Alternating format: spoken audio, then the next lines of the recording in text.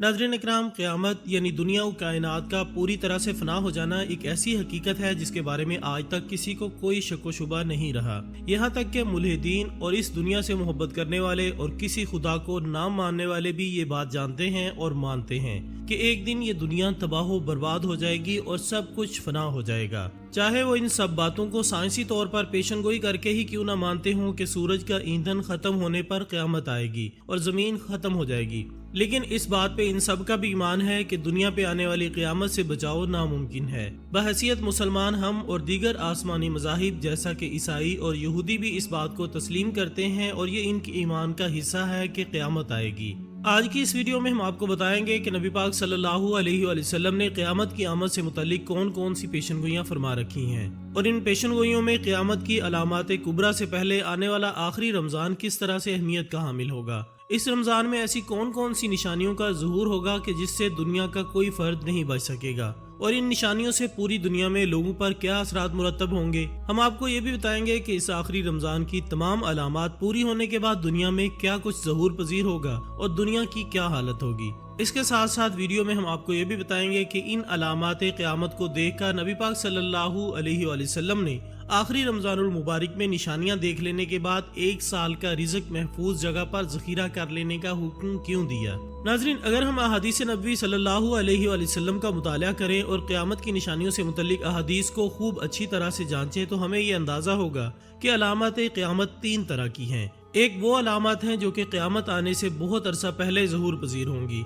और कुछ वो अलामत हैं जो कि क़यामत आने से कुछ अरसा पहले ज़हूर पजीर होंगी जिन्हें अलामत सूरा कहा जाता है। इसके बाद कुछ अलामत ऐसी होंगी जो कि बहुत बड़ी बड़ी अलामत होंगी जिनसे ये जाहिर होगा कि अब क़यामत का वक्त बहुत नज़दीक आ चुका है। ऐसी अलामत को अलामत कुबरा कहा जाता है। नाज़रीन, आज की इस वीडियो का मौजू अलामत सूरा में से वो आखिरी अलामत है जिनके बाद अलामत कुबरा का आगाज हो जाएगा। अलामत सूरा में से आखिरी अलामत यानी आखिरी रमज़ान इस कदर खौफनाक होगा कि पूरी दुनिया हिल कर रह जाएगी। नबी पाक सल्लल्लाहु अलैहि वसल्लम के लाडले और चहेते सहाबी सैयदना अनस बिन मालिक रज़ियल्लाहु ताला अन्हु से रिवायत है कि नबी पाक सल्लल्लाहु अलैहि वसल्लम ने इरशाद फरमाया कि क़यामत के नज़दीक दुनिया भर में ज़ल्ज़लों की कसरत हो जाएगी और तब ही आखिरी अलामत यानी उस आखिरी रमज़ान का ज़हूर होगा जिसके बाद अलामत कुबरा का आगाज हो जाएगा।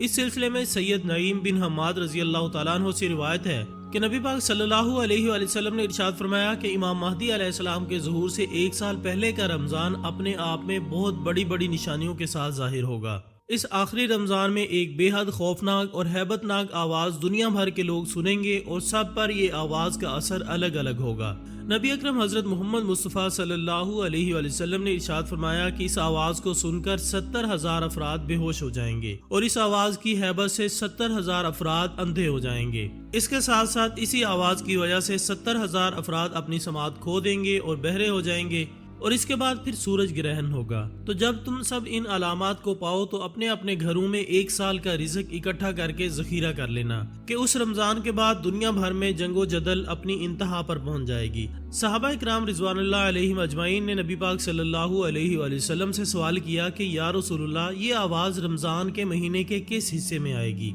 तो आप सल्लल्लाहु अलैहि वसल्लम ने फरमाया कि वो जुम्मा की रात होगी और निसफ रमज़ान होगा जब ये आवाज़ सुनी जाएगी। इस आवाज़ के जाहिर होने के बाद और लोगों के सुनने के बाद कुछ दिन बाद ही रमज़ान के महीने में सूरज ग्रहण होगा। उस सूरज ग्रहण के बाद आसमान में सुतून की तरह एक निहायत रोशन चीज जाहिर होगी जिसे पूरी दुनिया के लोग देख लेंगे, लेकिन ना तो इस रोशनी के माखिज का पता लगाया जा सकेगा और ना ही उस हैबतनाक आवाज के बारे में इंसान जान सकेंगे कि ये आवाज कहाँ से आई है। इस अलामत के बाद मुल्क शाम में शदीद खूनरेजी और मुसलमानों का कत्लेआम शुरू हो जाएगा और इसके साथ साथ खरासान से काले झंडे भी निकलेंगे। जब खरासान से काले झंडे निकल आएंगे तो फिर मेरी औलाद में से इमाम महदी अलैहिस्सलाम का ज़हूर होगा जो कि तमाम मुसलमानों के साथ मिलकर कुफार और मुशरिकीन से जंग करेंगे।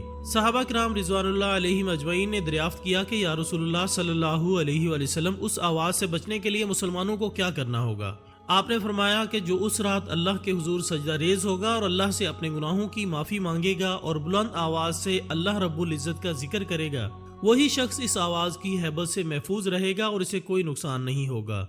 एक दूसरी हदीस में सैयदना अब्दुल्ला बिन मसूद रज़ियल्लाहु ताला अन्हु से भी रिवायत है कि उस आखिरी रमज़ान में सुनी जाने वाली हैबतनाक और खौफनाक आवाज़ से वही लोग महफूज रहेंगे जो बा आवाज़ बुलंद ये जिक्र करेंगे کہ پاک ہے وہ ذات جس نے اس پوری دنیا کو پیدا کیا اور اس میں کسی بھی قسم کا کوئی نقص نہیں ہے۔ یعنی یہاں پر سبحان اللہ کے باآواز بلند ذکر کرنے کی بات ہو رہی ہے۔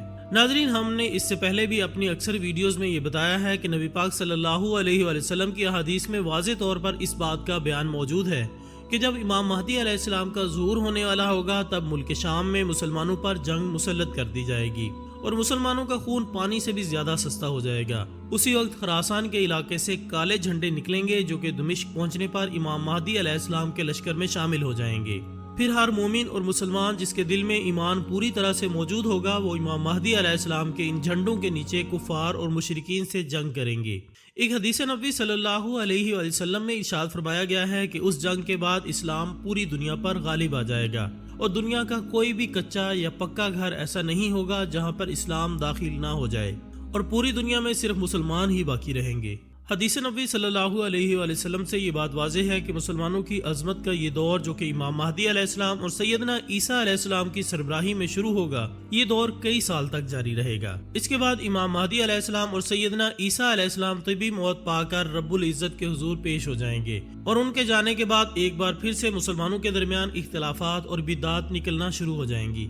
آہستہ آہستہ مسلمان ایک بار پھر راہ ہدایت سے بھٹکتے چلے جائیں گے۔ اس کے بعد اللہ رب العزت ایک دھواں اور ایک ہوا دنیا میں بھیجیں گے جو کہ پوری دنیا میں موجود مسلمانوں اور مومنین کو بیمار کر کے انہیں اللہ کے حضور بھیج دیں گے۔ ناظرین، اس کے بعد پوری دنیا میں اللہ کا نام لیوا کوئی شخص باقی نہیں رہے گا۔ حدیث کے مطابق اس وقت اسلام اجنبی ہو جائے گا اور اللہ کے نام کو جاننے والے پوری دنیا میں کہیں بھی موجود نہیں ہوں گے۔ یہی وہ لوگ ہوں گے اور نسل انسانی کے وہ بدترین لوگ ہوں گے جن پر قیامت قائم ہوگی۔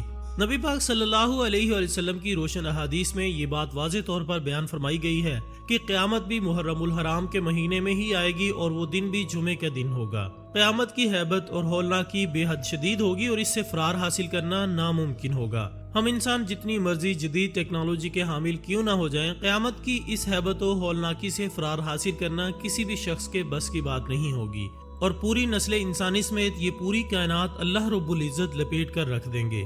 پھر بادشاہوں کے بادشاہ اس کائنات کے خالق و مالک اللہ جل شانہ کا دربار سجایا جائے گا اور پھر انسانوں کا حساب و کتاب شروع ہو جائے گا۔